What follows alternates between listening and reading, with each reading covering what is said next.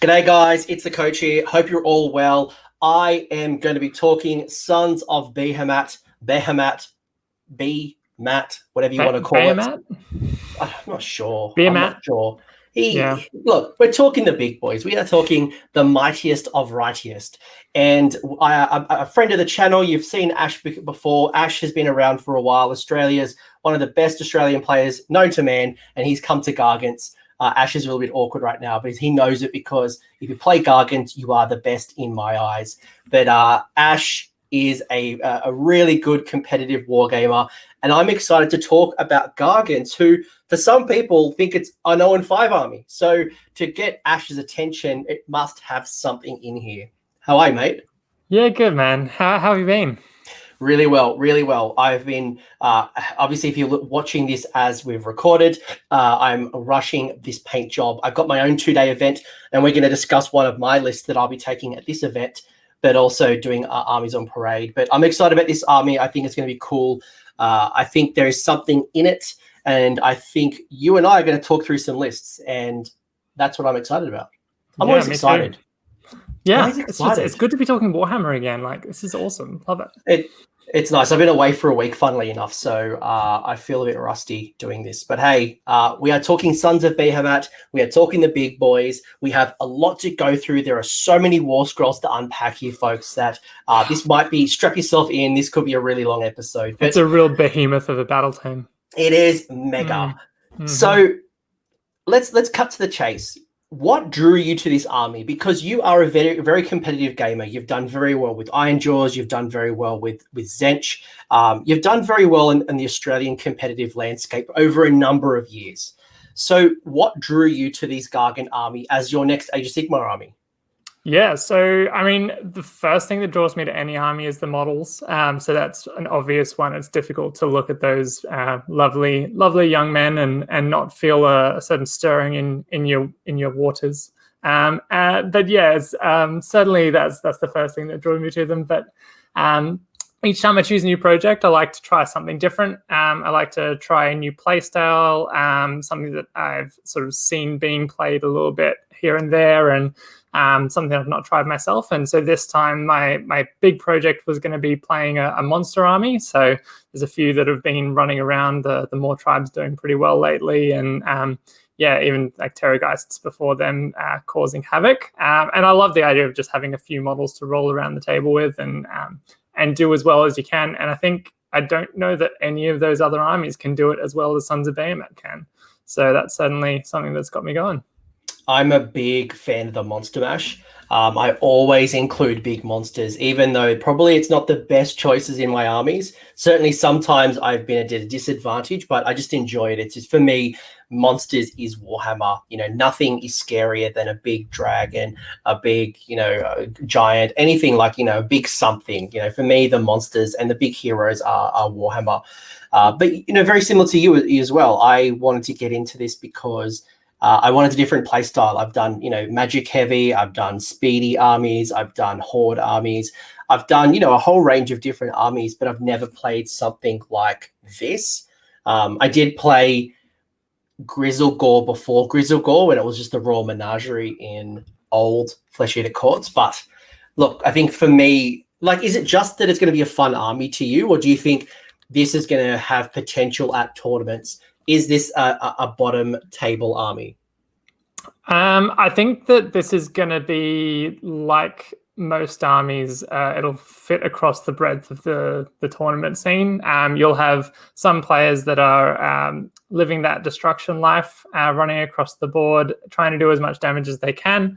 And this army might not be the best thing for them to do that with. But there's also going to be those tournament players that really know what they're doing and know the finesse of the objective game and the movement game as well. And that's where this army really thrives, I reckon. And I was literally going to ask you, the next question was going to be, what were your thoughts on the strengths? But you're right. If I look at what makes Warhammer special, and I look at what makes Warhammer and what makes a good army, right? It's not the army that does the most damage. While that certainly does come into play and damage is important, it is the objective play. It is the movement phase. And Sons plays to that really well. But the caveat and the weakness, at least for me, is that every mistake is a very costly mistake. Every time you lose a model in battle shock, that's not 1 wound, that's not 4 wounds. It can be 12 wounds. If you make a mistake with your deployment, that can be 1/4 of your army with that one mistake. So for me, it's that finesse, that nuance, and it's about making the right decisions with the very few toys that you have. Do you feel the same? Yeah, definitely. And certainly because you have sort of so few war scrolls to be working with, and sort of a limited number of allegiance abilities, the way that you deploy is going to be so crucial. But on the bright side, it also means that you'll be able to come up with some pretty solid deployments across the different battle plans, because you'll know what, like, if you're playing into a Tzeentch army or a Fireslayer's army, you know what you're going to need to have where it needs to be, and what the threat ranges are going to be. And it's very simple to measure those out when you've only got 6 models to put on the ground, or up to 9 models to put on the table. Yeah, so it's quite cool because you do have quite a low drop just naturally. Some people might look at this and feel restricted that there is no battalions. It's very hard to get additional CP. You know, you're not a magic heavy army. The hero phase is quite funny because it's almost like a skip. Very, very little hero phase. Like, you just get in and you just do the fun things, which is the movement, the charging, the shooting, the combat. And most of the time you can even ignore battle shock because hopefully you're not running that sucks. Yeah, you really want to save a CP for that if you need to. But yeah, if you're playing the MSU style, just like 6 to 8 Gargants, then yeah, you don't need to worry about battle shock at all. Yeah. And you've been playing with them recently locally. I know we're lucky in Australia to be able to play games, not certainly 100-player tournaments, but at least we're able to play locally. You've been getting some games in, a bit of experience as well. This is not just theory hammer. I've got a couple of games in as well. So we'll bring some practical experience to the table. Yeah, that's it. Obviously, I haven't finished my army yet. It's still in work in progress. But yeah, getting some proxy games in and rolling some dice, seeing how the big boys play, which is always fun. How have you found the reaction? Before we get into the rules, how have you found the reaction of your opponents? Is this something that they're excited to play against? They're scared? They don't know how to respond? Like, what's your general observations of your opponent? Yeah, look, a couple of people have sort of been very cautious when they play against them, because it is that sort of thing when you're playing a new army, you don't know what it's going to do if it hits you, and you always want to try and take the combats on your sort of when you've got the choice to make them where you want them to go. So yeah, there's been a couple of cautious players, a couple of just really brash players just running forwards, and because of a lot of the responses online, a lot of people think that anyone can kill a 35 wound 4-up save mega-gargant, and it turns out not everything can. So yeah, it's been very interesting to see the different responses there. They are very hard to take down, and I've generally found people have been excited to play against them. So I think people just don't understand. I think they either overestimate or they underestimate. They're scared to get into combat because they just think that you're able to destroy their army with one model. On the flip side, they just overcommit. They think that one Gargant can't do much, but one Gargant can wipe out a whole unit. So probably much like any army, people are getting used to playing it. But I think, long story short, all of my games have been fun for all of us. I think we laugh. There's a lot of things that happened that went their way. I remember I played a game against a big warg, and I had Gordrak down to 1 wound, and he was fighting my kraken-eater, and my kraken-eater was on 1 wound as well, and he ended up killing the kraken-eater. And when it toppled, he won the dice rolled off. Otherwise, my kraken-eater on its 1 wound dying would have fallen onto Gordrak and killed it because he only had 1 wound. And it would have done D3 mortal wounds, and it would have been a brilliant story. But it's been those moments where we can have a bit of a laugh, or my Gargant, my small Gargant will eat a Hecatos in a unit, but the guy just laughs because he's like, I just bring it back, like I don't care. But it's even like when I destroyed an OBR terrain piece. It was the very first terrain piece I destroyed, and I was just like, It's the best.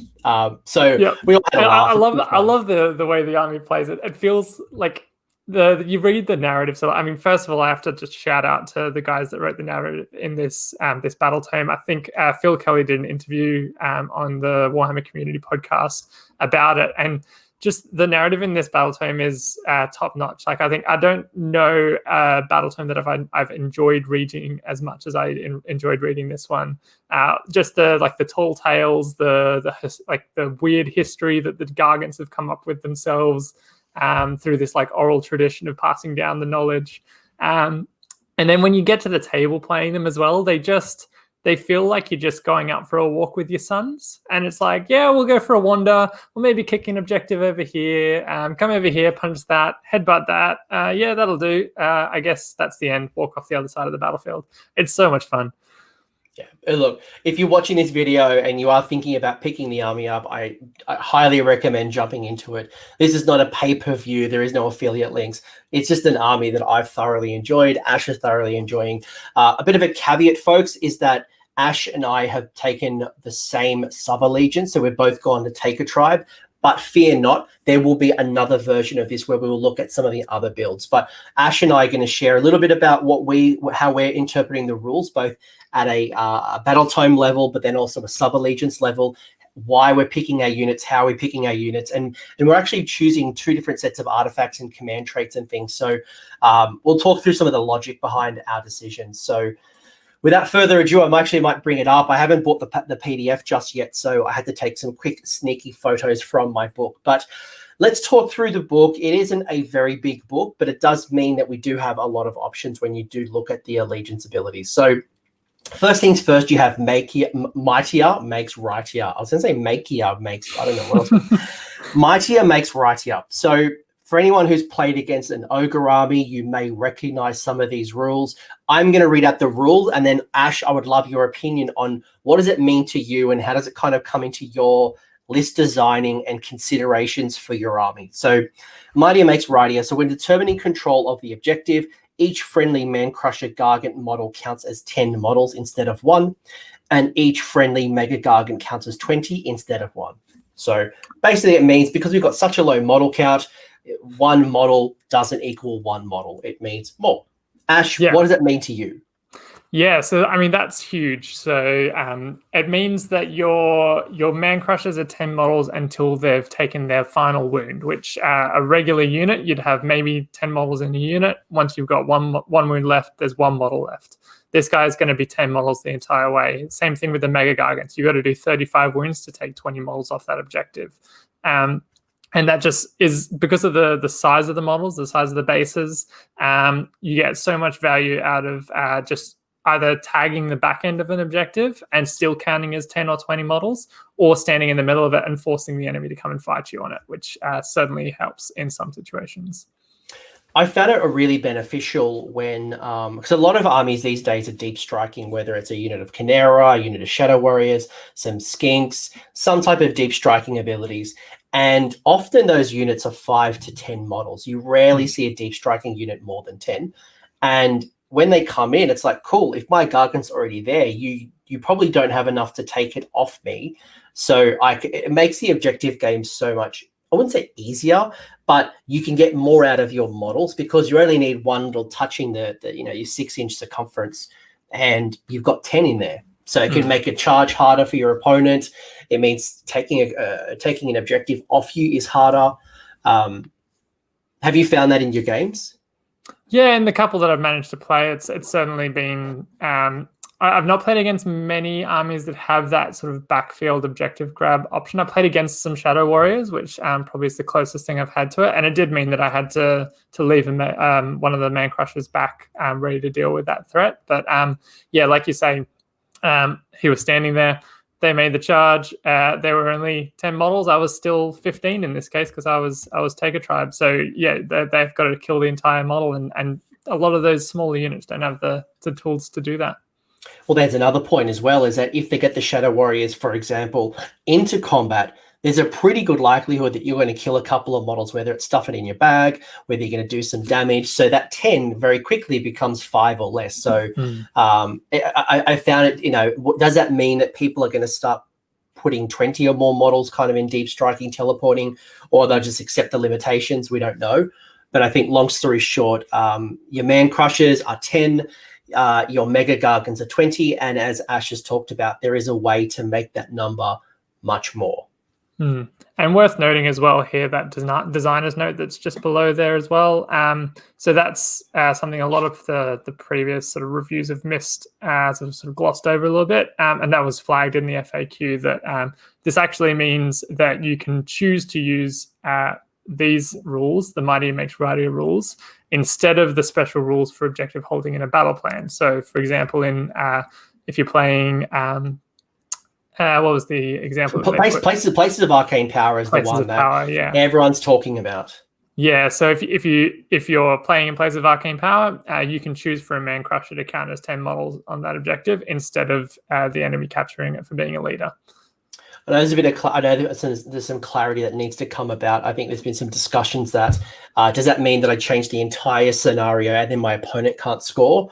I think from a negative play experience, I would certainly not want to win the game just by straight up denying them and not letting them play the game. No. But know that, long story short, there are some ways that you might choose to ignore the battle plan victory conditions, but rather you can score the way that Suns score. So just keep an eye here. And in 6 months' time, 3 months' time, next week, we could get further clarity on any of these rules. Yeah, and there is the easy way to get around that as well. If you're playing one of those hero capture missions, most of the time you want to screen your hero with a big block of models anyway. So if you put 20 models onto that objective with your hero, you're still going to capture it over the top of the mega-gargant anyway. So it's not a huge a deal as everyone's talking. But just keep that in mind. Keep that in mind, because you might think, oh, I can't win, or, whatever it might be. Yeah. Cool. Next rule you've got is the chucking of rocks. I do like this rule. It's a bit of fun. And if you like this rule, there is a way to really maximize this rule as well.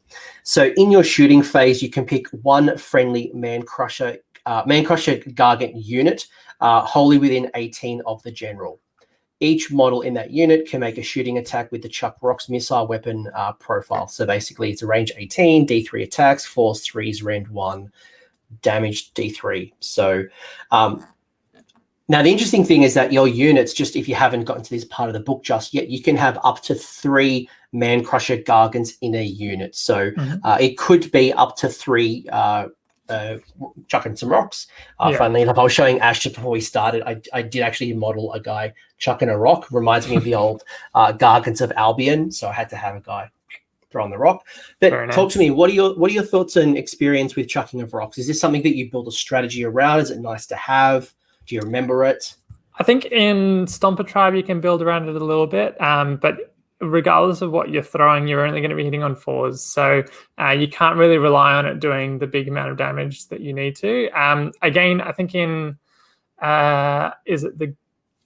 I think the Stomper Tribe, maybe you get the extra damage against large units with this one as well, because I think they add +1 damage against units of 10 models and +2 damage against units of 20 models. So that will apply when you're attacking with your chuck rocks as well.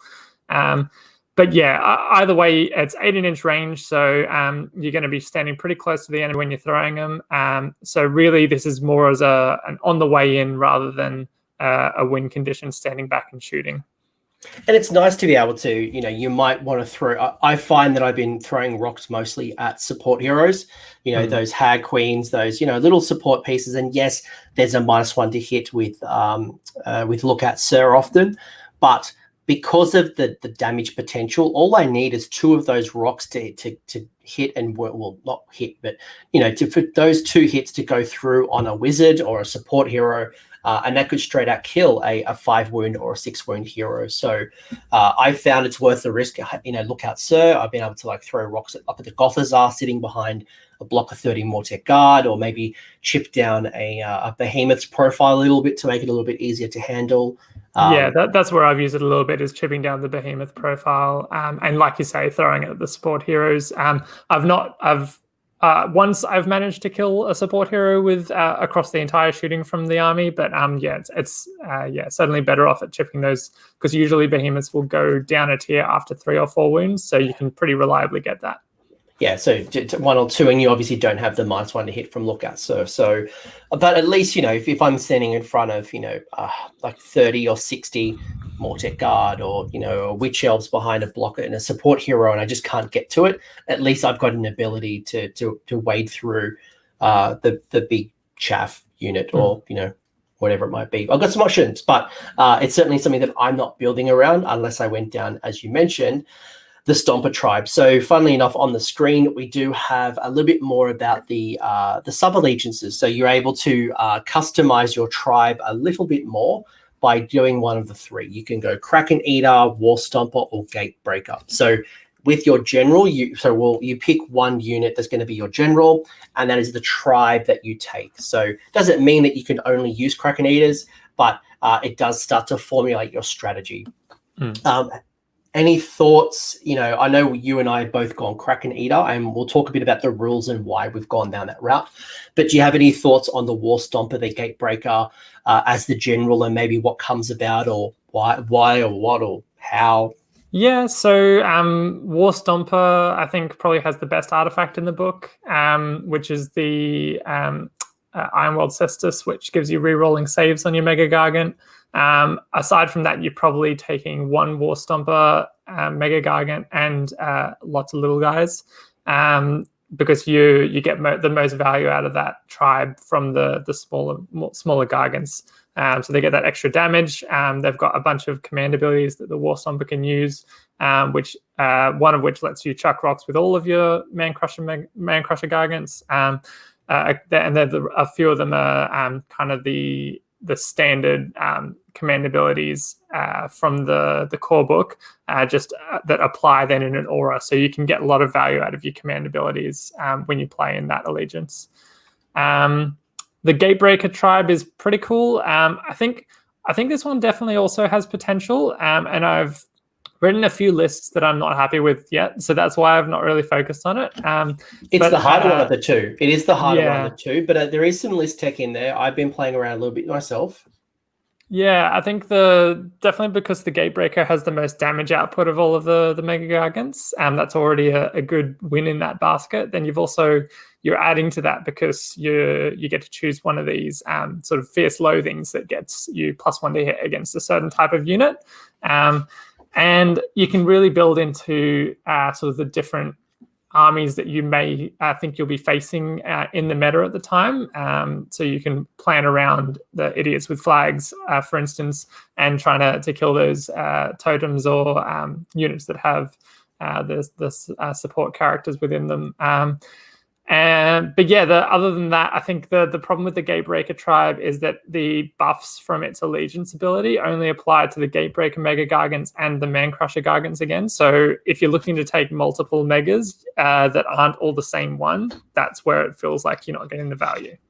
Yeah, there are some of the tribes, in my opinion, and again, we have very limited experience just playing with them. It is a new army. Please forgive us. We are doing the best we can with what we've got, but we have some experience under our belt. For me, I find the Kraken-eater definitely plays towards the objective game. So you could run a double Kraken-eater, but you don't necessarily have to. So you can, in my opinion, do a Kraken-eater, another mega-gargant, or you could run lots of small gargants. It's very, very flexible probably in its build. When it comes to the War Stomper and making that your general, it really does reward you for taking that one big War Stomper and then lots of smalls. Then the Gatebreaker, in my opinion so far, is that it kind of rewards you to take 2 Gatebreakers, maybe even 3 Gatebreakers, and then a couple of smalls. It doesn't quite reward you to take a War Stomper or a Kraken-eater with the Gatebreaker. Not to say that you can't do it. I think you do always want to have a Kraken-eater for the objective play. So yeah, having that ability to kick objectives around the table is just so powerful. And now that that's been FAQ'd to apply the new points from where the objective lands, that's just so huge. I think in any of these tribes, you're probably going to be taking 2 mega-gargants, one of which is the general and one of which is going to be a Kraken-eater. Yeah, and if I was an order player or I was a destruction player and I had the ability to bring in, what's his name? The mercenary. Bundo Whalebiter. Bundo. I was going to say Bushido, but no, that's where I was going. No, if you want to get the Whalebiter, for the while you don't get Mightier as Rightier because it comes with the Allegiance ability, the ability to be able to kick an objective is so beautiful. I think about the idea of kicking an objective behind Phoenix Guard or a block of 30 grots, or being able to like boot it. I'm an ogre player, just boot it far away, and then my army just keeps moving forward. I think there's some secret sauce there. I'm not a huge fan of the other two mercenaries. I think losing Mightier is Rightier. If that was on the War Scroll, I think my opinion would change dramatically. But because my Gargan is only going to count as one model, and it is like up to 500 points outside of the kraken-eater, it is hard to justify, in my opinion. Yeah, agreed. But who knows? That might change again. You know what we're talking about. But hey, let's dig a little bit more in. So we're both going to take a tribe. We are going to share a little bit about some of our list. There's some commonalities. Surprise the Century. There is literally 4 War Scrolls for us to choose from. Ash has got some secret sauce that I haven't really seen many people thinking about. And now that the FAQs come out, it's really enabled Ash to do what he wants to do, and I like it. So let's get into Take a Tribe. Let's talk a little bit about Take a Tribe. And Take a Tribe gives us 2 additional sets of rules. The first one is probably the one that is going to get the most excitement, which is get rid of them. So basically, when you're using Mightier as Rightier, so your big Gargants are 20, your small Gargants are 10, basically it changes that number. So your smalls, your Man Crushers, are going to be counting as 15 models each. And your mega-gargants are counting as 30 instead of 20. How big of a rule changes this for you? And is this the incentive to take Taker over Stomper or Breaker? Yeah, so this is huge. The Man Crushers counting as 15 models is pretty incredible in and of itself. So because a lot of those sort of backfield objective holders are a 10-man unit of Skinks or a 10-man unit of Free Guild Guard, whatever it is, if you run a Man Crusher onto that objective, you've grabbed it off them. You don't even have to engage in combat. And if you engage in combat, you're probably going to wipe out a few of them as well. It also means that you can play more defensively with your Man Crushers. They can sit back on your home objectives, and a unit of 10 models can't run onto it to take it off you. They've got to come and kill you. Then the Mega-Gargants counting as 30. There's not many units in the game that go above 30 models. There's a few, and a couple of them would be able to survive a combat with a Mega-Gargant. So I'm thinking things like a big unit of 60 grots would survive, so that they'd be able to take an objective off you. Something like a big Plague Monk unit with 40 models would be able to do enough damage to you that you won't do enough back. But yeah, you certainly having 30 models on the objective means that pretty much you're going to need to die to lose that objective. And if you're dying, you're losing the game anyway, so it's okay. It becomes really hard to take an objective. Now, you might think that it might be a bit overkill, and you might be right. 10 counting as 10 for your Man Crusher might be enough. But for me, that additional 5 or the additional 10 for the Mega just almost guarantees that I'm going to secure the objective. And if I have a little tip on the objective, it's very hard for you to claim it, especially a Mega-Gargant, which the base size is 130 mils. So if you can get on top of the objective, it's near impossible, even with 25 mil bases, to be able to push me off the objective. So for me, that's kind of where the benefits is. And you're right, I can sit. I was playing OBR recently, and I could sit at the back of the objective and just be within the 6. And there's only 1 or 2 units that he had that could actually even challenge me, let alone instantly secure it off me. I think he had 1 block of 30 Mortec Guard. The rest of it was questionable. So while I was sitting there, I kept controlling it until he killed me. Yeah, and I think that's why you take this one. The other reason why this one works well is because it's just Mega-Gargant keyword. It's not kraken-eater, so you can take any of the Mega-Gargants in this allegiance, and you're going to get that bonus. And you will see different combinations, whether it's double kraken-eater, a kraken-eater with a Wall Stomper, a kraken-eater with a Gatebreaker, maybe a kraken-eater with just all Man Crushers. There's a lot of list versatility from the Taker tribe. Again, you obviously do what you want to do, but from a competitive point of view, this has a lot of flexibility. Yeah. The other one, which is a nice little addition, it's certainly I wouldn't build around, but certainly a nice thing. I got to remember it in the game. Is that each time an enemy model with an artifact of power is slain, you can roll on the triumph table. You can use a triumph in the battle, even if you've already used a triumph. And I did like this last rule. I don't know why it's in there, but if you don't use it in your current battle, it's lost. So you can't use it in your next battle. Yeah, I think that's for the open players, where if you win your previous battle, you get an extra triumph for the next battle. Okay. So that's like just flagging that one. Even in open play, that's enough. I would love to talk to Clint. They're like, hey, Clint, I'm going to carry over my triumph into my next raid. Like, no, you're not. But this is a nice to have because it is hard, and I find a lot of my lists are basically on 2K on the dot. So, and I know, Ash, some of your building is a little bit different. But how have you found this? Has this come into play yet for you? Yeah, a few times actually. So there's been a few times that I've used it. So one of which was when I was playing a Slaanesh army. So they have their so this was like the sort of the 2 keepers of secrets and all chariots build. They had their artifact on one of the keepers and then on one of the big chariots, and those were units that I was going to kill anyway if I was going to win the game. So once I'd killed that first keeper, I then got the rerolls to wound triumph, which then make it easier to kill the second keeper. And then when I killed the chariot, I got reroll saves. So that just basically meant that one of my mega-gargants was going to survive a round of combat that he otherwise wouldn't have. So yeah, I think definitely you can't plan around it. But when you're picking those targets for the Chuck Rocks ability and some of the other shooting attacks that you do have, if you're choosing between 2 5-wound characters with lookouts, one of which has an artifact, go for the artifact, and it might make you more survivable. It might make you more reliable. Either way is good. And that's a really good call as well, because it doesn't actually say that it has to happen in combat. It doesn't have like, if you kill a unit within 3 inches, you take the artifact. It's just every time that you kill an enemy model with the artifact of power. So that becomes really handy, as well as it doesn't mean that whoever killed it gets the triumph. It means a triumph is available army-wide. So your kraken-eater might be in combat and kill, but then your gatebreaker, you could use it, or your unit of man crushers. And there are some good triumphs. Obviously, you can't, as you mentioned, guarantee you get the reroll to save or reroll to hit.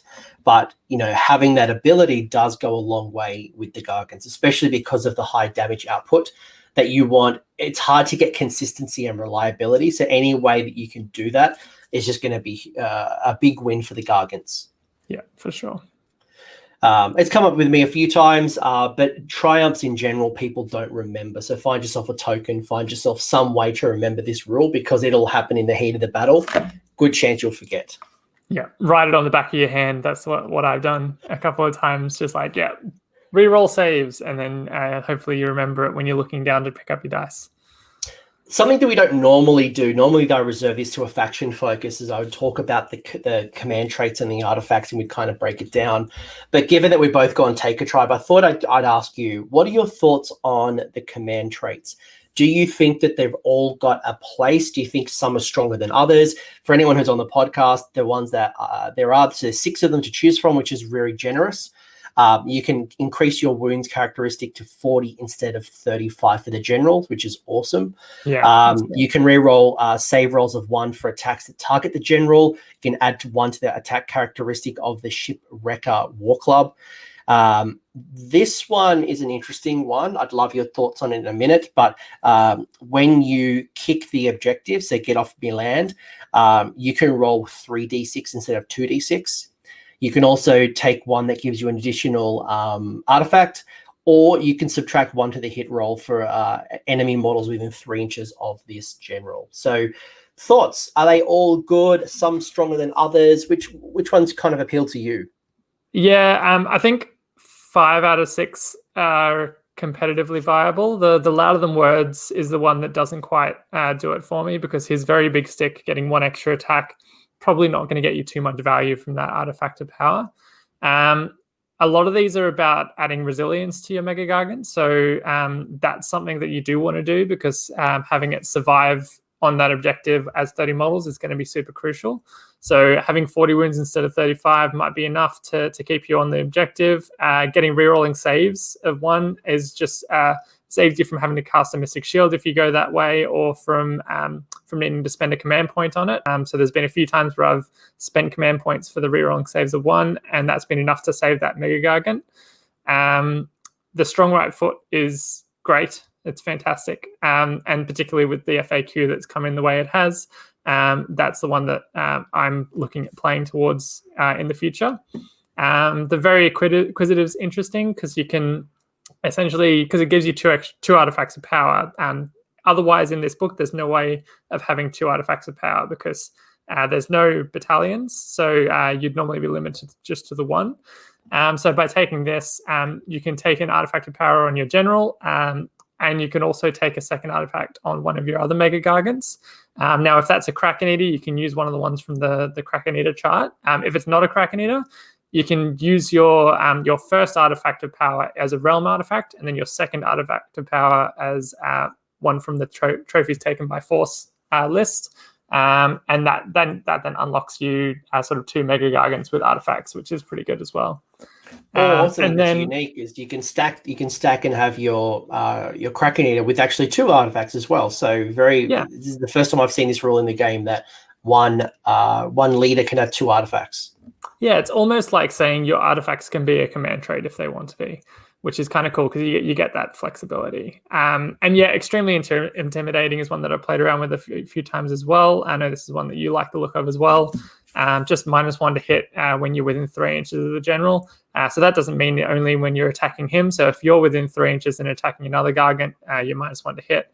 It's the same thing that they've given to the Kellyan King in the latest Marathi book, which a lot of people are very excited about. Some people less so much because they're going to play against it. But yeah, I think that's a super valuable ability. And yeah, it just adds to that resilience of your mega-gargant. The only issue for me with that one, and I'll explain a little bit how I'm trying to work around it, is that you have to be within 3 inches of the general. So, shooting, for example, Kharadron Overlord, Cities of Sigmar, any type of, Illuminef, that's not going to come into play at all. So keep that in mind.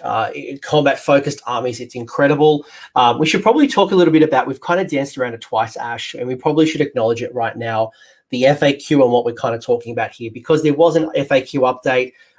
If I remember, I'll link it down below. If not, go to the Games Workshop web store. There were a whole bunch of things that didn't really nerf our book, which was positive. But the one in particular you're talking about is the first one. And the question was, some objectives behave differently in different areas of the battlefield.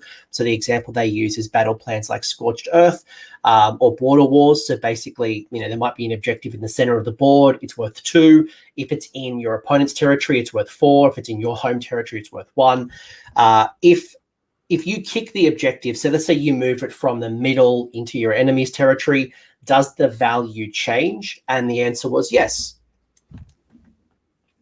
Yeah, so that's fantastic for this army. And that's why I've taken the sort of focus on the strong right foot, that's command trait, because I think the objective play is so big in this game, and being able to change the value of objectives, even if you lose all of your Gargants, if you make the objectives worth less for your opponent, then they're not going to be able to catch you as much on the objectives.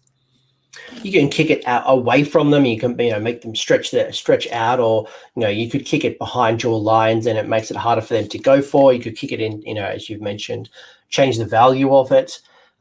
There's no reference to kicking it off the field, so I'm curious if there's a penalty and someone just chucks it back in. It does say, I think in the wording of the rule itself, that it has to end at least 1 inches from enemy models, friendly models of scenery, and from the edge of the battlefield. So yeah, it can't quite go off the field. Yeah. But usually, if you get it close enough to the edge, then that's probably far enough away from the enemy anyway. I want to kick it through a realm gate like a goal, and just go football. Slide on my knees. Yeah. I agree with you, by the way, just from a command traits point of view. I look at these and most of them are attractive. I really do like the ability to increase the wounds characteristic of 40. It's one that I've been toying up a lot, because while I might be able to subtract 1 from the hit rolls in combat, I mentioned shooting is not going to be affected by that. But one way I can create more survivability on my Gargan is giving them 40 wounds. So for me, that one is one that I want to toy with a little bit more. The reroll save rolls of 1 is pretty decent, given that the mega-gargant has a 4-up armor save. So as long as there's no rend, obviously, being able to reroll 1s, just increases the likelihood of being on the table. The one thing that I have learned over my time playing with Gargants is that the mega-gargant isn't your hammer. It's not going to do all of the damage. Where the damage comes from is the charge, and we'll talk a bit more about how we're getting damage out of our boys. But for me, well, for all of us, probably the small boys, the man crushers do most of the damage. So for me, any way to buff the attack characteristic or the consistency of the mega-gargant's damage isn't as valuable. I'm finding I want to buff up my small guys, and I want to make my mega-gargants as survivable as possible. That's my thinking so far. Yeah, certainly on the take on the kraken-eater, making him more reliable in combat, not so much as valuable as, say, for example, if you were taking the gate breaker, he's got a really good combat attack. So if you can buff that to the 9s, that's going to do a lot of damage. So yeah, you got sort of different value on different generals, and in this case, much better to make him more resilient. Yeah, that's just some thinking that we've got so far. And again, give us 3 months time, this might change. But majority of these kind of, and again, depends on your meta as well, depends on who you're playing against. But I think for me, any way you can make your mega-gargants more survivable is where you want to be. I think that's where we both agree. Yeah, definitely. Now, you might be thinking, is the double artifact worthwhile, or, is it even worth considering? These guys, the Taker tribe, do have 6 artifacts of power to choose from. I think majority of them have their place. Again, some are better than others. Some I would never consider. A couple that really stand out for me is the Jaws of the Moglodon. I think the Kraken skin sandals have its place. I know the Glowy Lantern has been talked a little bit about, and that's something that's been FAQ'd and been very positively FAQ'd. I think it needed to be. Yeah. The others, I'm not 100% sold. And the ones that I'm talking about here, by the way, the Jaws of the Moglodon is once per phase. That's important, 1 per phase. So you can use it multiple times in the battle round. Once per phase, you can reroll hit rolls of 1. So you can reroll 1 hit roll, 1 wound roll, made by the bearer, and 1 save roll for attacks that target the bearer. So for me, it gives a little bit of flexibility.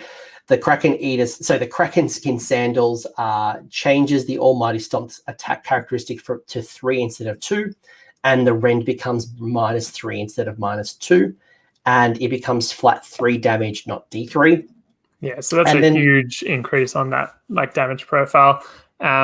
It's not enough to make him a crazy damage threat because the rest of his attacks aren't insane, but it certainly is buffs that damage from the stomp attacks a lot.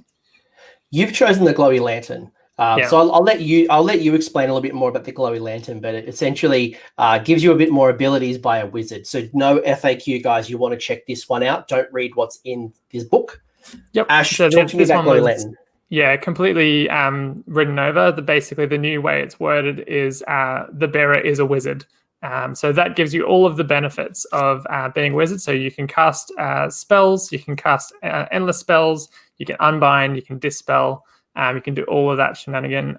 You can also do things that require you to be a wizard as well. So things like rewinding or speeding up time with cogs. Things like that will all be. You've got access to all of those tools now as well. And that was big because one of the things that I was really concerned about pre-FAQ was that if somebody was to cast, let's say, Soul Snare Shackles or the Warp Lightning Vortex, if I don't unbind the spell when it's happening, there was no way for me to get around it. So, and there's a second FAQ we'll talk about when we talk about that ruling.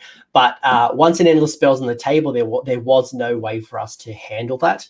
That now gives us the ability to dispel, unbind, and cast. So that can be potentially powerful depending if you want to bring that to the table. Yeah, for sure. The other one that I quite like, which I haven't used yet, but I think I want to try out a few times, is the Jar of Bernie Grog. So you already do quite a lot of mortal wounds in your charge phase. So D6 for every mega-gargant on a 2+ that charges, and D3 for every man crusher. So adding an extra D3 mortal wounds in there on a 2+, it might be enough to sort of reduce the effectiveness of an enemy unit, or potentially wipe something out so that you can pile in over the top into something behind it. And then if you don't finish off that unit, you can then reroll wound rolls for attacks made by gargants that target that unit. So that applies to all of your gargants, mega and otherwise. So getting reroll wound rolls, most of your wound rolls are on 3s, so getting to reroll that just makes it very reliable. Yeah, that's not bad. That's not bad. I mean, it is once per battle, so you've got to really choose where, and when you use it. But usually there's one turn per battle where it's important that you either clear out that screen on the charge, or that you get as much damage into the enemy unit that you can. Or you're stuck into combat, and you're stuck in there with like three bodies because someone's inspired presence somebody, and you just need to get rid of them to get to the juicy target. That might allow you to be freed up and then charge around the table. And nothing grinds my gears than being stuck by one or two little models, one model, and there's no really ability to run and charge. So retreat and charge here. So we're kind of stuck, or we're wasting a shooting attack just to get out of combat. So not bad. And that's where the glowy lantern helps as well, because if you're a wizard, you can then chuck an arcane bolt to try and just zap that last person off if you need to. Yeah, so the glowy lantern's a good one. It's one that needed to be clarified, and I'm glad it did, because it was only half wizard. Now you actually are a wizard, and it does give you some combinations to bring into the table, as well as I want to see, Ash, I want you to convert me a wizard hat. Get a wizard hat and put it on your Gargan, a big little pointy hat. That'd be cool. Is there anything else you want to talk about the Taker tribe rules, or should we kind of put this into practice with the lists? Let's apply it. Yeah. Cool. All right, let's put this into practice. This is the Ash McEwan list. Then I will talk a little bit about the differences with my list. So the Ash McEwan list, this is the walk slowly and carry a strong right foot. You are Taker tribe. In your list, you have your kraken-eater, that is your general. You've taken the strong right foot, that's the kicking of the objective, 3d6 instead of 2d6. You've got the glowy lantern, making your Gargan a wizard. You've also taken yourself a gatebreaker, mega-gargant. You then have taken a unit of 3 man-crusher gargants, as well as 1 man-crusher, 1 man-crusher. Also, I probably should point out here, folks, that if you take a unit of 3 man-crushers, which is your maximum, you do get a points discount, so it is a little bit cheaper, and it does count for all 3 of your battle line choices. So you could take 3 mega-gargants and 1 unit of 3 man-crushers if you went down that route. So you will see a lot of people will take a unit of 3 for that very reason. Ash has also taken the chronomatic cogs, an endless spell, and an additional command point to come in at a total of 1950, coming in with 130 wounds, 2 leaders, 5 battle line. Talk to me. Yeah.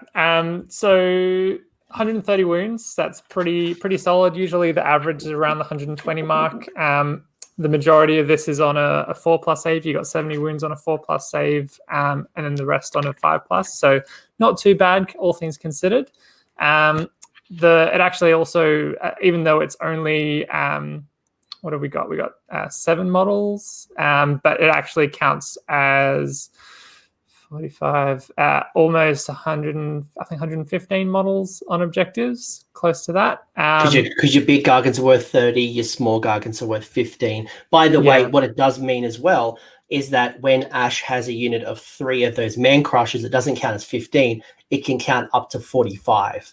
Yeah. Take that away, anyone who's not Gloomspite gets.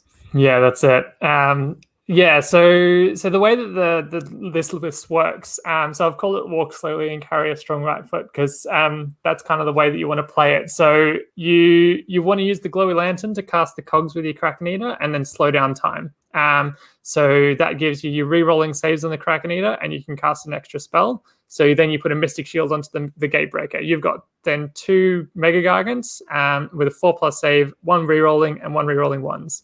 So that's your reliable survivability from that list. And then you take the strong right foot, and the idea of this is you're going to slowly walk your way around the board, kicking the objectives to where you want them to be to get the extra points, or to keep them away from your enemy.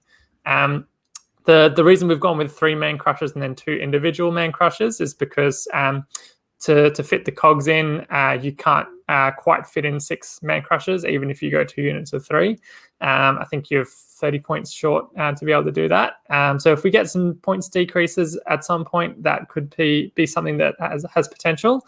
But for now, I've thrown in the extra command point so that you can put immunity to battle shock onto those man crushers if you need to in the first turn on the big unit of 3, or potentially to give you just a 6-inch run or a rerolling on your charge from one of the megas. So that's pretty useful. You're also 1950 points, and that just gives you pretty much a guaranteed triumph. I don't know anyone that plays at 1940, because usually at that point you can either fit in another command point or you can fit in an endless spell. And so having the triumph could potentially be another rerolling saves. So you may have 2 mega-gargants on rerollable saves, or you might have some extra reliability in your damage output. If you get rerolling to hits, that going onto either the unit of 3 man crushers or the Gatebreaker is huge, because both of those have a few attacks that hit on 4s. So getting that reroll is just more reliable. And then rerolling the wounds on any of those, the kraken-eater, the Gatebreaker, or the man crusher is value as well. And that's pretty much it. You're walking around the table. You've got 3 three combat threats and 2 objective holders. You can also use the man crusher unit of 3 to string out between 2 objectives in a lot of the missions as well. So, for example, thinking about objectives that have missions that have a lot of objectives that could be a problem, something like Scorched Earth, where there's 8 objectives. You can have 1 unit of 3 man crushers strung between 2 of them, counting as 15 models on each of them, and then your 2 man crushers individually on the other 2 on your home objectives. Or you can take your objective with you with your kraken-eater. So there's a few options there. Having the strong right foot. So the reason I've gone with that is the 2d6 kick is great, the average being 7. But the average distance that you need to cover with your objective to get extra points for it is actually around about 12 inches. So there's, I think, Battle for the Pass, you only need to kick at 6. So first turn, you should be getting that on average, but a lot of the time you won't roll above a 6. And if you roll exactly a 6, it's not far enough to get it across that line. Having that 3d6 kick just makes that way more reliable, and it gives you probably a 2-turn kick to get the objectives where you need to in those other scenarios. Whereas, if you're playing just with the 2d6 kick, it's going to take you 3 turns to get it where it needs to go. Yeah. No, it's cool. And, we've kind of glossed over some of the units, that's a really cool strategy. And something that you got to remember, because you kick them in your hero phase, so you've got to be controlling with it. So something to keep in mind, obviously you want to get out of combat, you don't want to be pinned in, you want to be kicking it, and getting some consistency on the kick is going to be critical. But when I look at the Gatebreaker, I really do see it as a utility piece. I think it's got some really cool abilities, right? We talked about it's got 35 wounds, 4 up save, bravery of 7. It moves, I think it's got the highest base movement, and it does degrade. The degrading profile is quite generous, so you don't actually change your profile until you've taken 13 wounds. So it does mean that, you've got a lot of attacks. It's got a shooting ability, as well as a bunch of combat abilities. You can re-roll once to hit if you are targeting a monster with your almighty stomp. No, sorry. You're targeting a unit. You're targeting a unit. Is it bloody monster keyword? Like, why is it there? Anything other than. And then don't bother. So if you're targeting something that's not a monster, you can re-roll once to hit with your almighty stomp. But if you do find yourself in combat with a monster, then your death grip, you can re-roll once to hit with your death grip. So you've got a bit of versatility either way. You want to charge. You always want to be charging, and the cogs for you is awesome.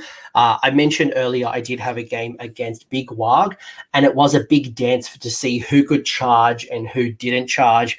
And setting up, I was really fortunate to win the priority, which meant that I got to charge. But I know that Garrett, and that game would have been very different if he charged me, because we do a whole bunch of mortal wounds on the charge against monsters, as well as against units. So. And then also getting to choose the first unit that activates. You're going to be activating a quarter of your army before them. Yeah, and then once you activate, we've got the stuff in Minette, so you're able to basically pick up to D3 models that are within 3 inches and roll a dice. If it is double or more than the wounds characteristic, it's slain. So you can pick out those banners, those unit champions, those special weapons that might do mortal wounds, goblins that have nets, the Hecatos, or the little wizard in the Lumineth units. Anything that you're able to kind of break coherency or reduce the amount of people who pile in, that is a real beneficial rule. It causes terror, so you -1 to your bravery to the unit, so it might just force someone to take a battle shock, or might actually make someone remove themselves a little bit more.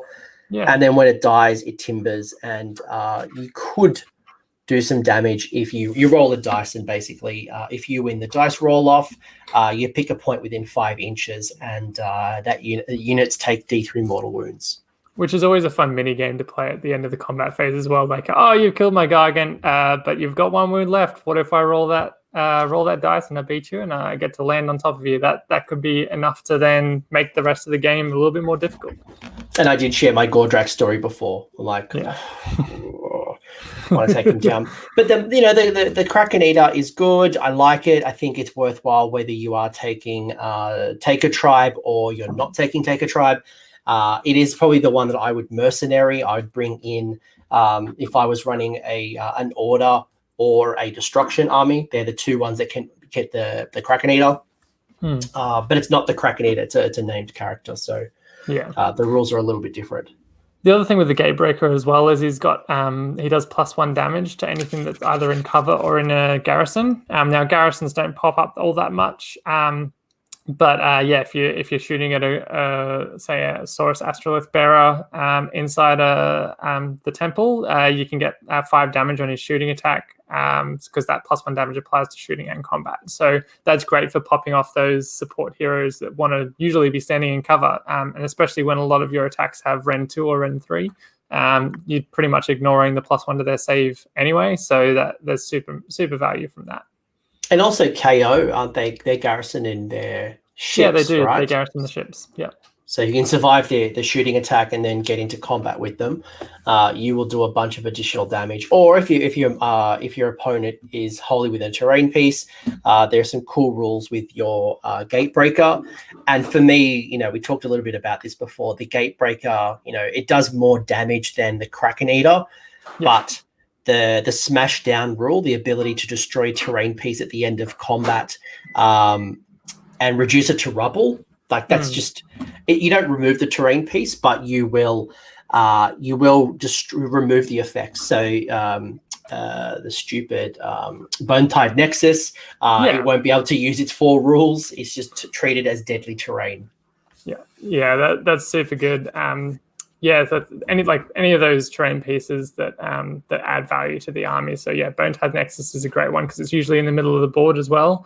There's a few ones that Sylvaneth Wildwoods, you can really just stomp those Sylvaneth players a little bit more as well. Even the Ideneth boats, just stopping them from doing mortal wounds and giving their units that extra 6-up save is also valuable as well. Have you destroyed any terrain pieces yet? I've only ever destroyed sort of regular terrain pieces that have been on the battlefield already, that have had certain traits that I didn't want to have in the way. So there's been a couple of times where I've gotten rid of a deadly terrain feature just because I didn't want to be taking the extra mortal wounds. And there's a couple of other times that I've done it. But there's been a few things that I've done that sort of stomp on. But you generally, because it's at the end of the combat phase, you've got to really hope that your opponent is in the right spot to be able to get the value out of it. So it might be a nice way for you to deny your opponent arcane terrain. You might be able to remove them getting additional command points from commanding. You might be able to. There's a whole bunch of things. So it's not just allegiance-based terrain. So things like Seraphon, things like your IDK, things like they're probably going to set up in the middle of the battlefield. Your Sylvaneth Wildwoods, your Nalmors, your Nurgle Nalmors, definitely can destroy, stop them from getting additional points or being able to teleport. But you can also do it to generic terrain on the board. So entangling terrain's a big one. So getting rid of that -2 to charge is very big. And a lot of the time as well, if you end up playing in one of the realms where every terrain piece adopts one of the terrain features, just getting rid of whatever that is, you just knock it out. That's super useful. It's not happening. Yeah. Question for you: Why Gatebreaker over the Stomper? Or do you see yourself in a world at all bringing a Stomper instead of the Gatebreaker? So the Stomper has the least movement out of the three. So being only movement 10, you're not going to get to decide as many combats as you will with the Gatebreaker. I think the damage output from the Stomper is not quite there as well. He's great with his crushing grip ability because he can kill some models that have more wounds and throw them around. But I think in that situation, you're relying a little bit more on a gimmick that a lot of the other units in your army can do pretty well anyway. The Kraken-eater gets D3 of those, and the Man Crushers each get 1 as well. So taking the Gatebreaker, you get a shooting attack as well, and then more damage in combat from that flail, especially if you end up with the Triumph to reroll hits. I think for me, I have thought about the Stomper. For me, the Titanic Boulder Club, the ability to be doing up to 10 attacks, hitting on 3s, winning on 3s, Ren 2 for 2. The Gatebreaker is inconsistent. Sometimes I'll do 1 million damage. Sometimes I'll do nothing because it's just so swingy. And you've got a lot of rend, but there's not a lot of attacks and it's high damage. So it might do D6 damage, but you might only roll the 1. But for the Titanic Boulder Club, there's a lot more consistency. But for me, the same reason you wouldn't take one is the same reason I wouldn't take one. It has the lowest movement. And, as Haywo Twitch said to me when we did our Ogre video, ABC, always be charging. And in this army, that 1 inch could be the difference between charging and failing a charge. So, or even the difference between needing to re-roll your charge roll, where you might want to save that command point for something later on.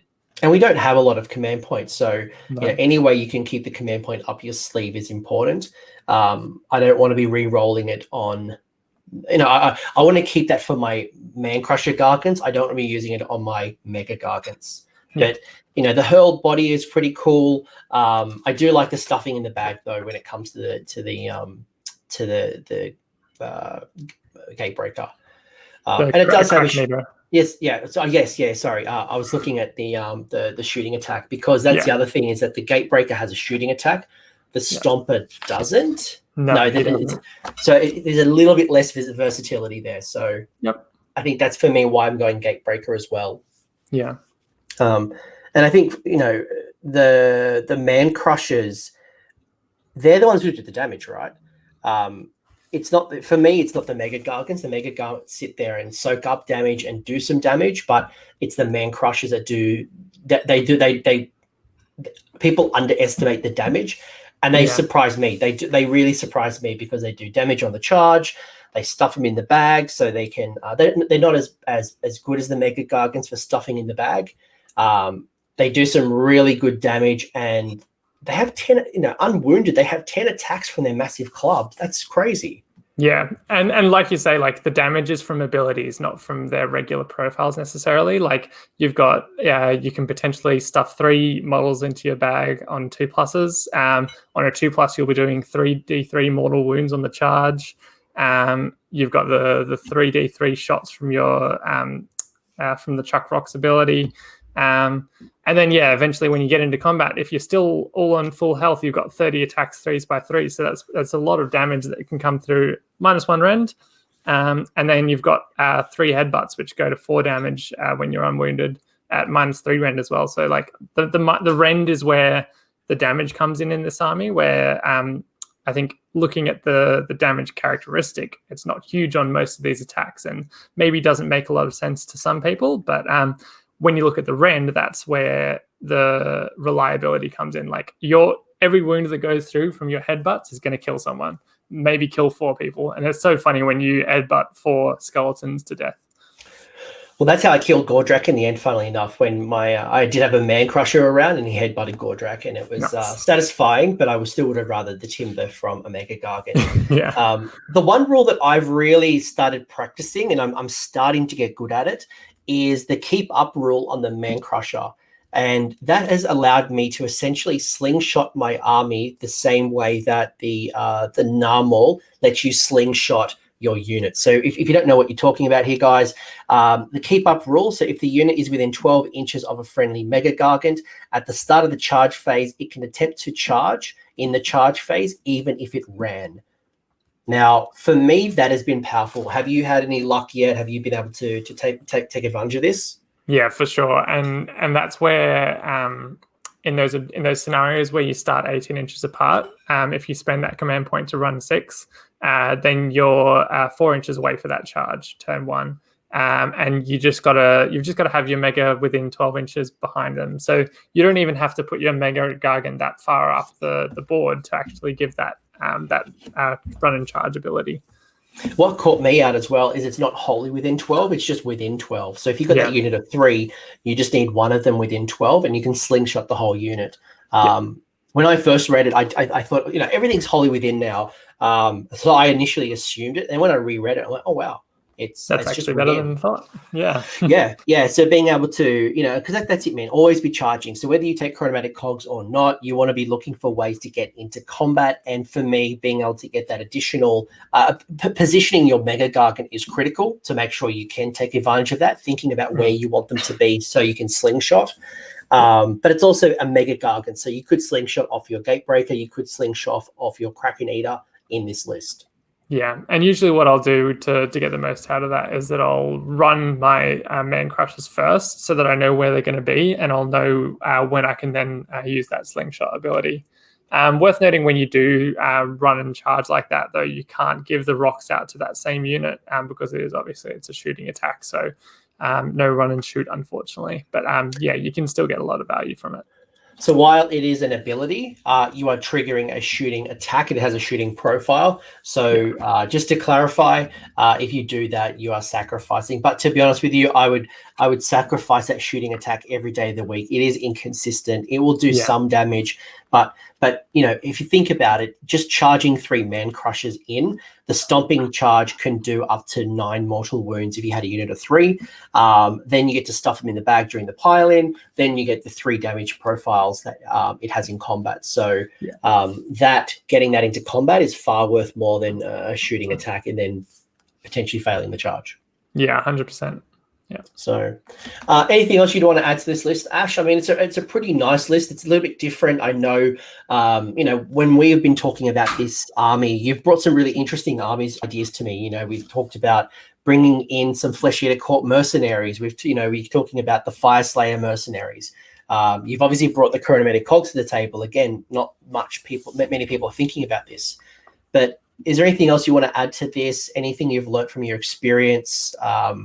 Yeah, I mean, I've played a few games with just 3 of the big gargants and 3 individual little gargants as well. And that was mostly to learn the book and understand what the different units have the most value in. And I think that list can play pretty well as well. I think in that scenario, you can kit out one of your mega-gargants to be really damaging and one of your mega-gargants to be really resilient. And then you use your 6 units to control the board space pretty well. And being 6 drops isn't too bad, but this one being 5 drops is better as well. A lot of armies that have a single battalion that doesn't quite encompass the entire army will be between that 5 and 6 drop level. So if they're a 6 drop and you're a 5 because you've taken 3 man crushers in a unit, you're going to get to choose to give them first turn or to go first if you want to get your resilience up. Do you have a preference on taking first or giving first. Obviously, each army is different, each battle plan is different, but I imagine, or at least for myself, I usually want to give first turn away unless there is a small difference. So there's a reduced difference between our deployment zones. And I can almost guarantee myself that the turn one charge. What are your thoughts initially on deployments? Deploying on the line. Are you trying to take first, give away first? What are your thoughts? Yeah, so the first couple of games I played like a destruction player, and I played super aggressive. I ran across the board, I charged in, and I did a bunch of damage and died. And so from then on, I've been trying to give away the turn as much as possible. Now, in some scenarios, that's easier than others. So, for example, in I forget what it's called. Is it Blade's Edge, the new one? Where there's 6 objectives in the middle of the battlefield. You have the opportunity to get 6 points in your first turn if you run up onto those middle objectives. And that also denies your opponent from getting sort of your home points as well. So depending on what you're playing against, that can be certainly like the difference between a win and a loss. But yeah, in most scenarios, you're trying to give away the turn as much as possible. And there are a couple of scenarios as well that give us bonus points for being a monster or a battle line as well. So you are all monster, so you've got Behemoth/monster on you.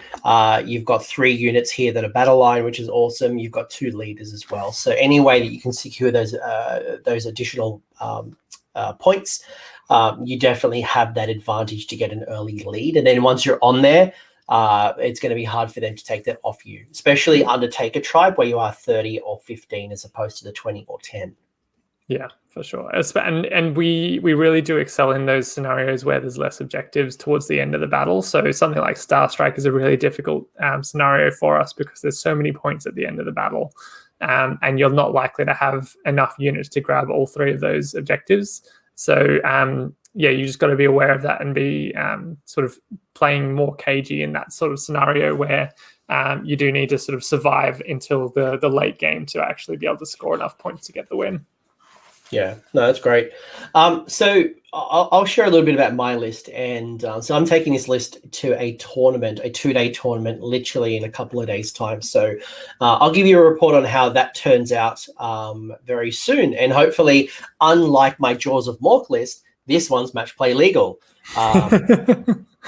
Can't believe. So I was building lists pre-War Scroll Builder updated, and anyway, this is legal. Ash, let me know it's legal. If this is 0 from 2 legality, I would shut the channel down completely. This is the end of the Everwinter because that is the name of the event.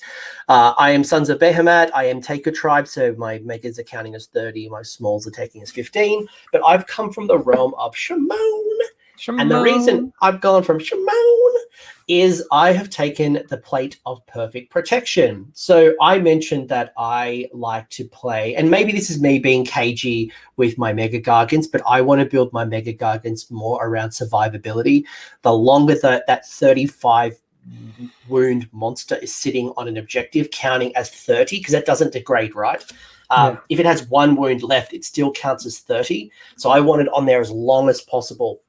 So I've got the extremely intimidating. So it is causing -1 to hit within a 3-inch bubble. So if I do have Man Crushers or another mega-gargant next to it, those models within 3 inches are all counting as -1. It's not just attacks targeting the kraken-eater. And then the other one, the Plate of Perfect Protection, is the Realm Artifact, which is ignoring Rend -1. So with the base armor save of 4+, it does allow me to for me, this was my best counter against shooting. If I'm going to have KO or a whole bunch of shooting at me, it's likely they're going to hit me against mortal wounds, which I can't do anyway. I can't handle mortal wounds, but I can reduce the impacts of Rend. It won't help me against like the Iron Drakes who might Soul Scream Bridge at me with their Rend -2.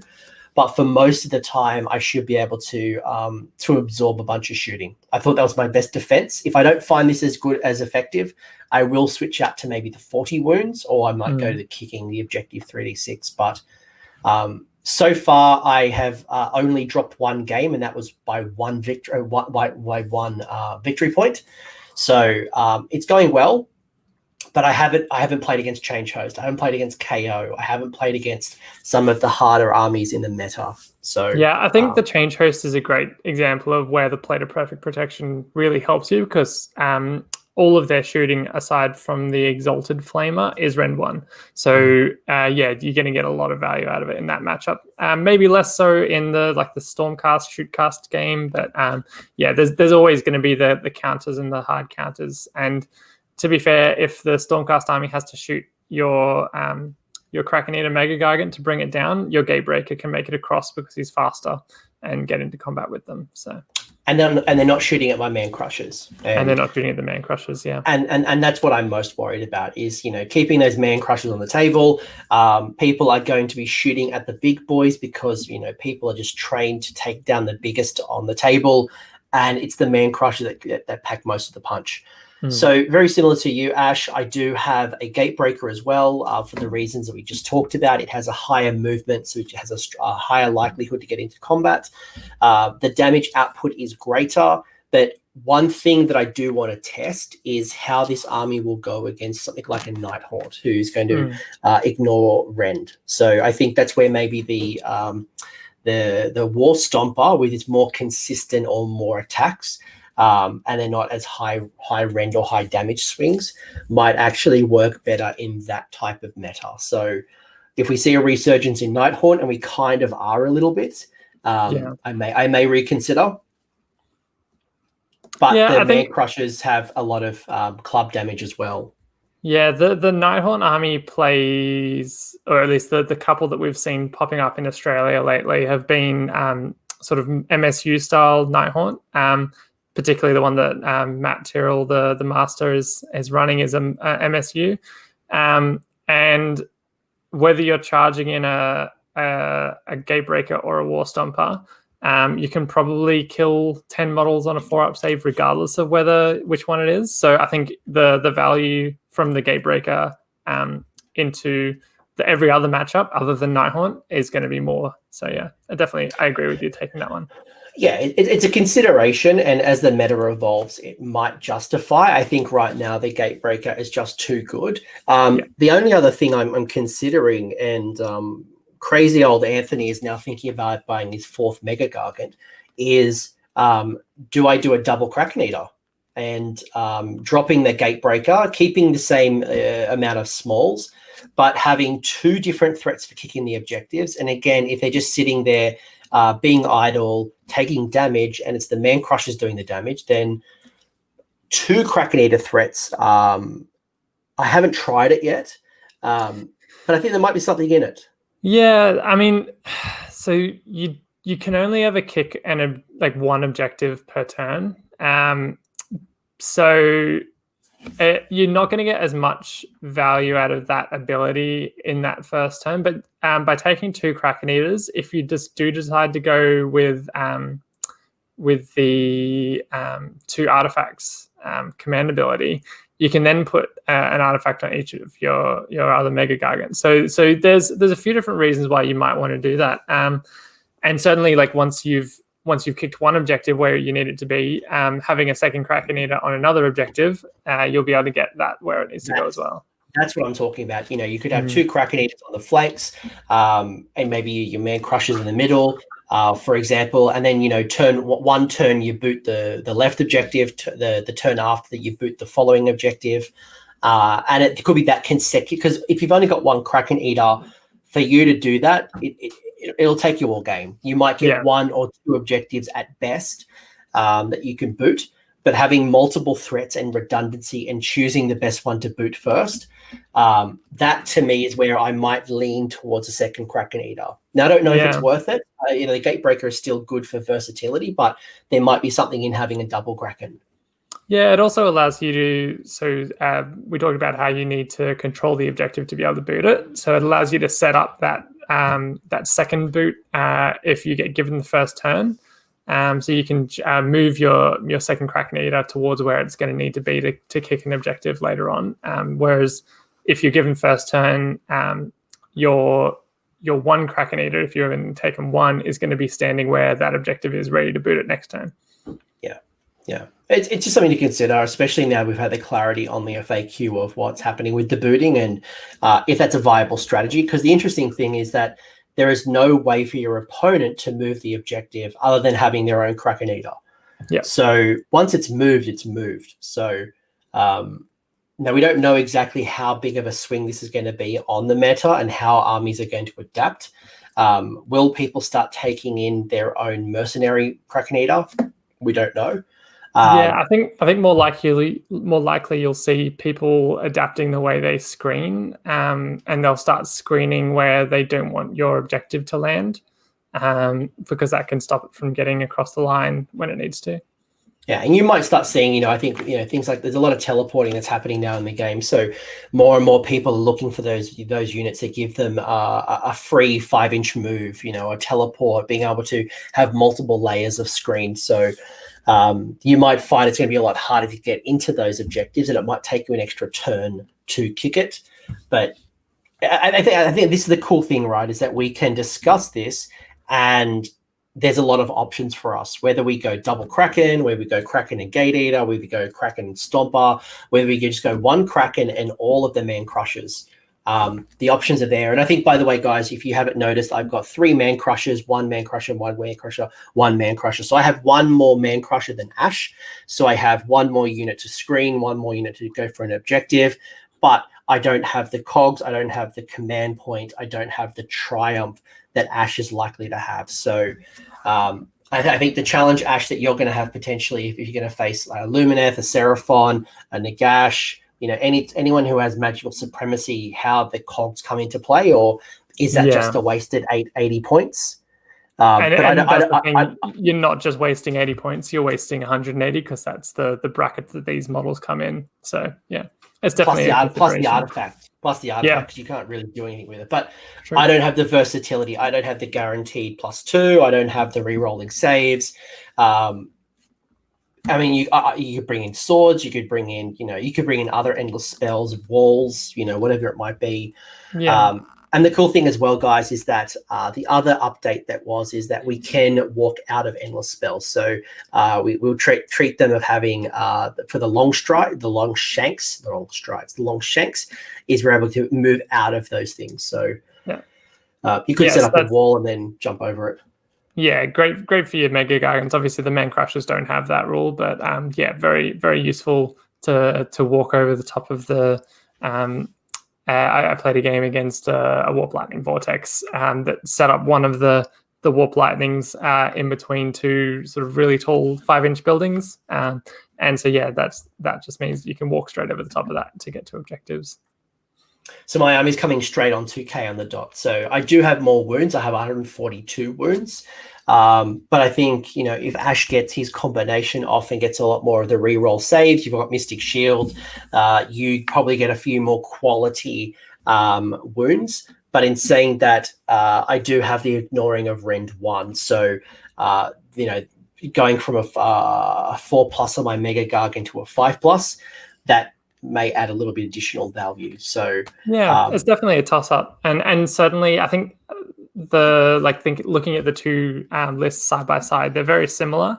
I think in the mirror match, because I'm 5 drops and you're 6, that would be probably huge. I think that would be a significant factor as to how that game played out.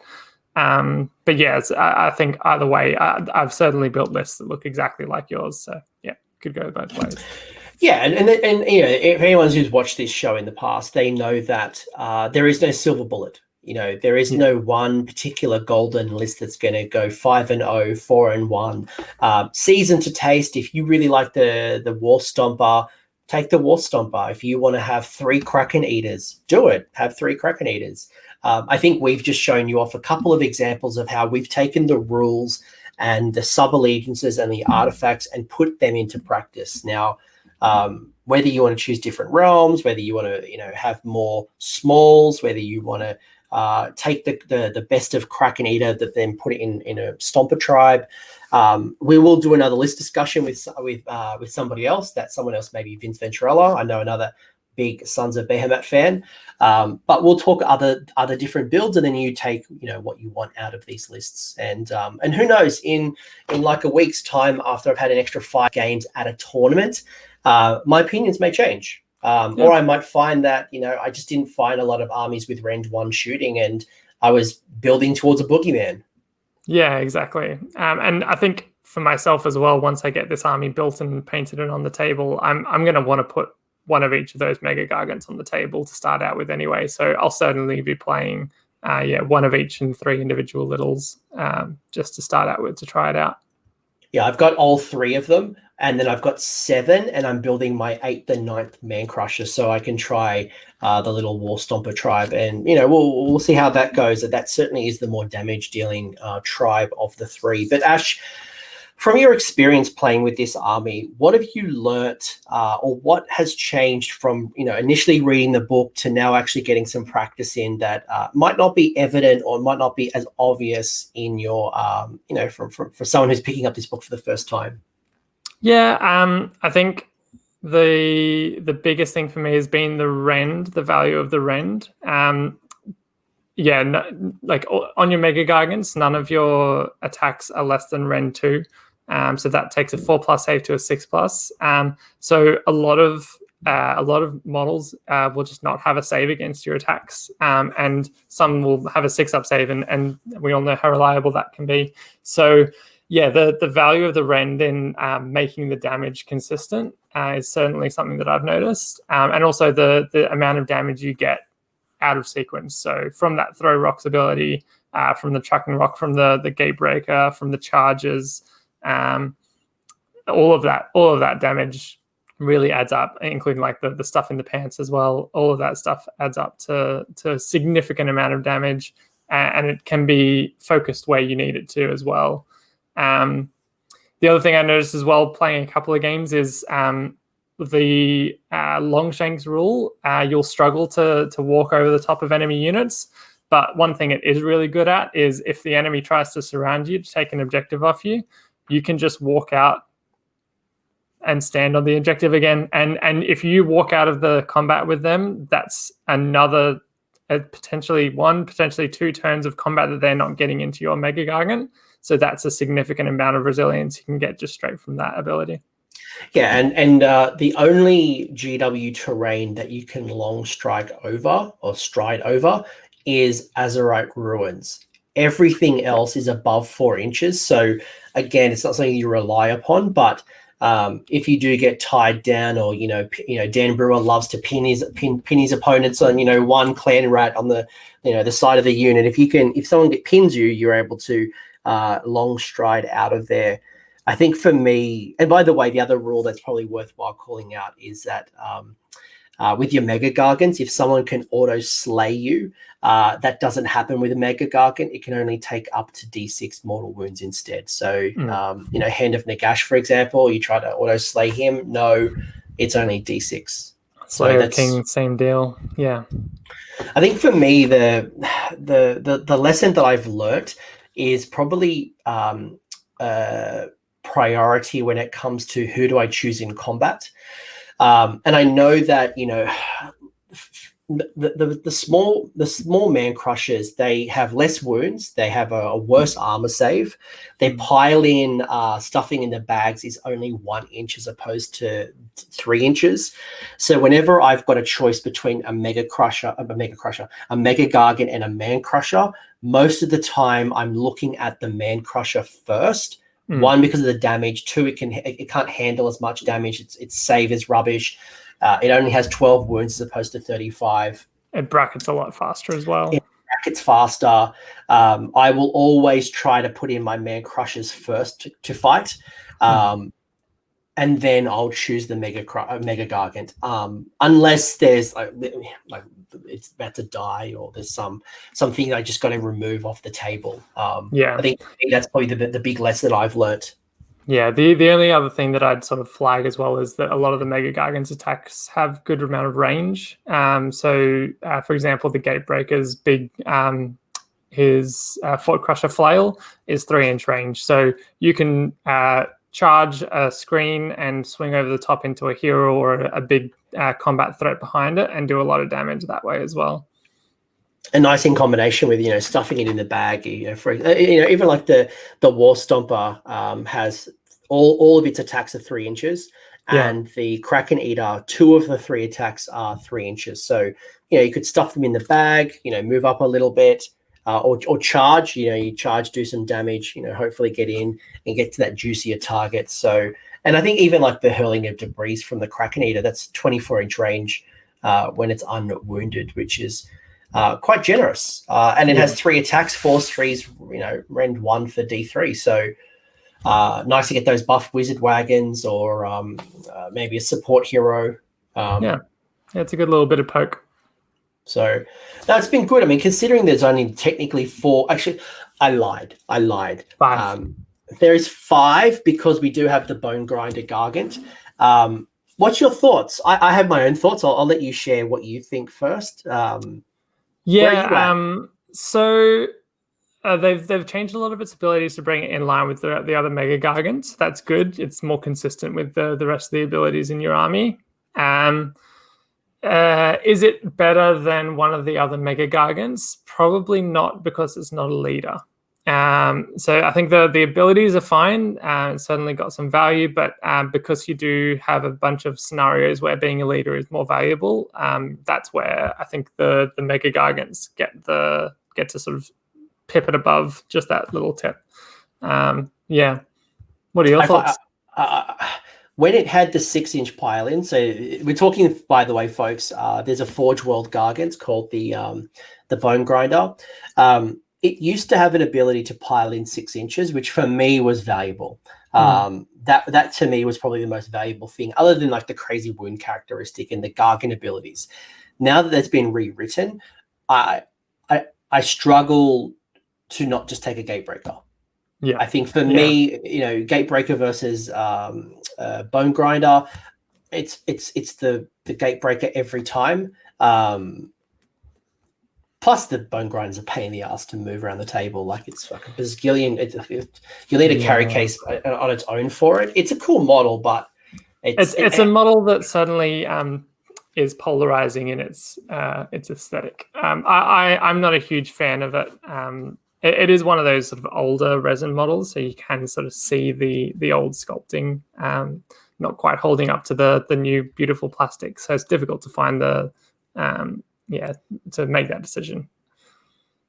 That's my thoughts. If I had a Bone Grinder, I might be a bit more on its side. But I think without owning a Bone Grinder, I wouldn't go out and rush and go to buy it. I think I'm rather better off having more Man Crushers, having my own, having a Gatebreaker, just keeping within the book. But the option is there. I think the only other thing that the Bone Grinder potentially does a little bit better, I think its base is smaller than the mega-gargants. So you can longer. That's more like longer. You're an oval base. So you can fit it into a smaller footprint. So could be useful from that perspective. That I would need to play a lot of games to figure out if that's worthwhile. That's why the 6-inch pile-in used to be really helpful, but now that you don't have it. While I got you here, one more thing, because I know you came up with the list tech when it came to the ghouls coming in. So this is like a bonus for anyone who's hung out for 130 minutes with us. 130, an hour, 90 minutes. I'm losing the plot. I'm out of it. I'm having mega losing the plot. But you came to me very early on, and you shared with me, you're like, we haven't lost ghouls and we haven't lost Fire Slayers, the 2 mercenary units from Forbidden Power. And I think one of the biggest disappointments that I had with this book is there was no allies. And I had this opinion when I very first started the army that I'm like, I would love a unit of 60 grots or 40 grots because we have no screen. If anyone deep strikes us, anyone teleports in front of us, anyone, Iron Jaws or Beast Claw Raiders come charging at us, we don't have a screen, and our screens are incredibly expensive. So, and you came to this idea with me, and you're like, well, let's talk Flesh Eater Courts, and I might open up the floor to you. Like, what were your thoughts? What were you thinking? And are you still considering something like Flesh Eater Courts as a mercenary?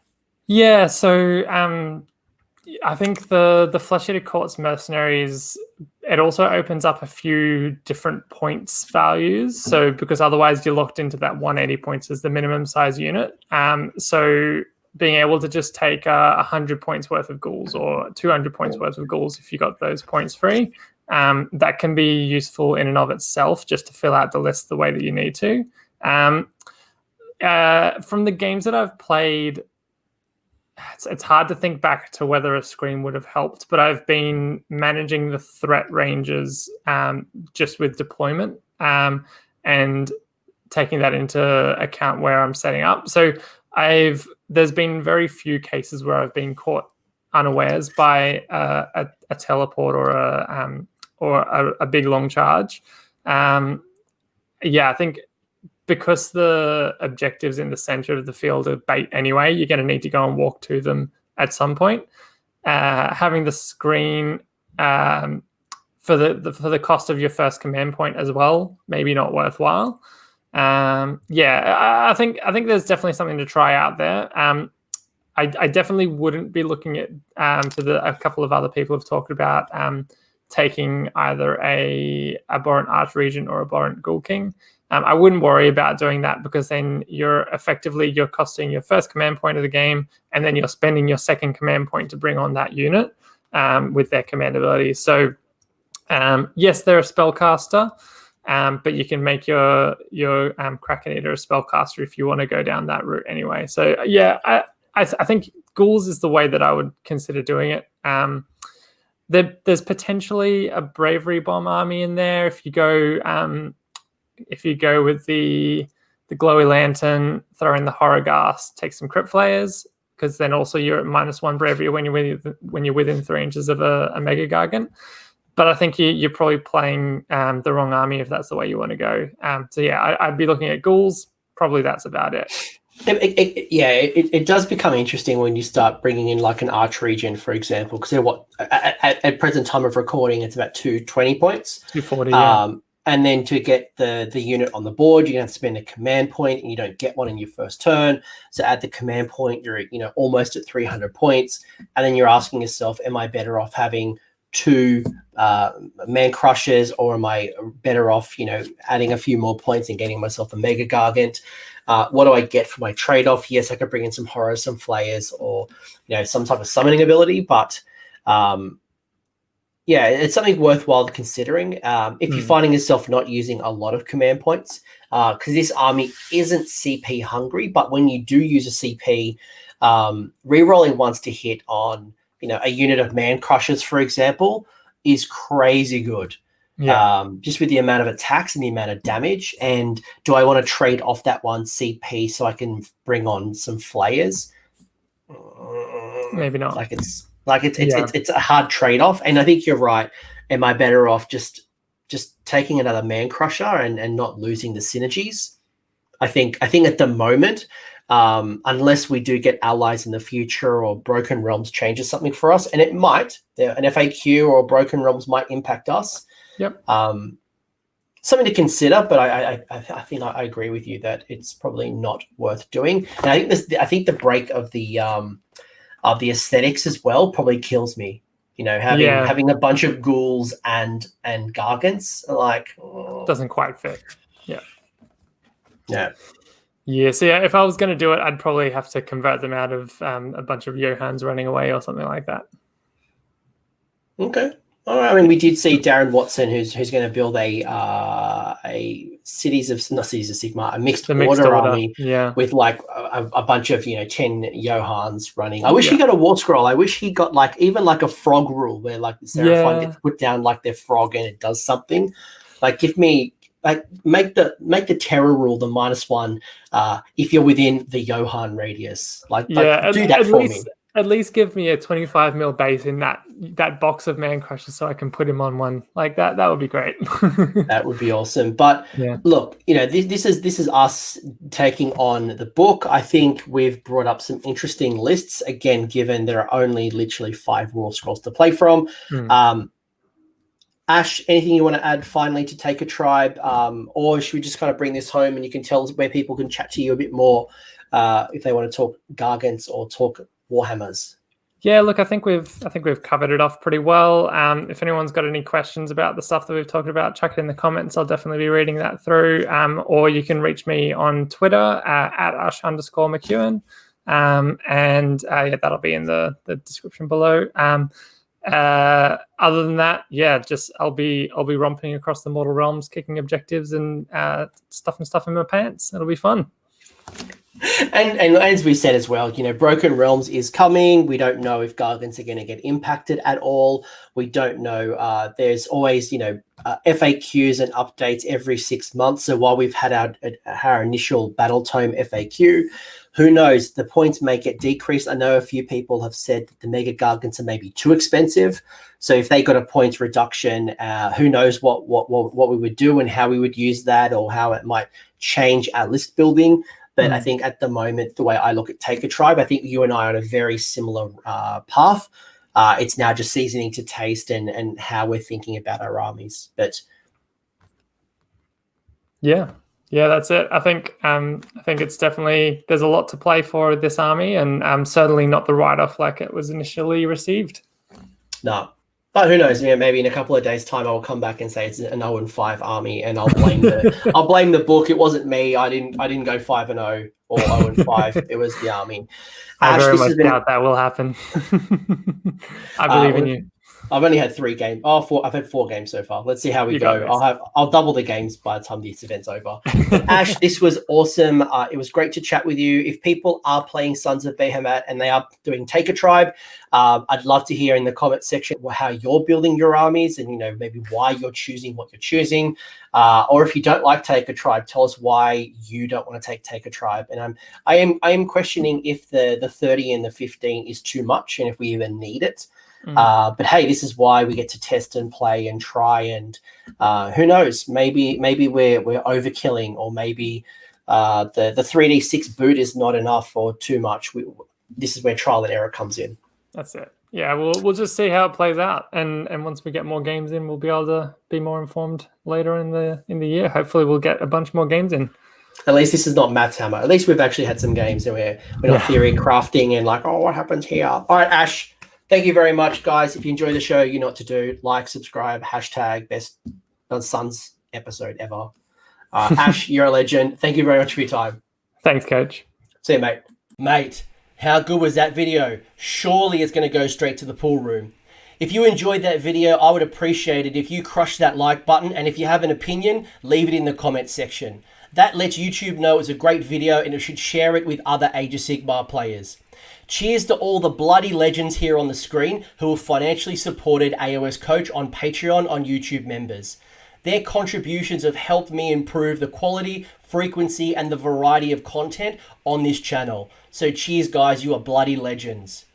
Until the next video, don't forget to shoot the heroes, and have a good one.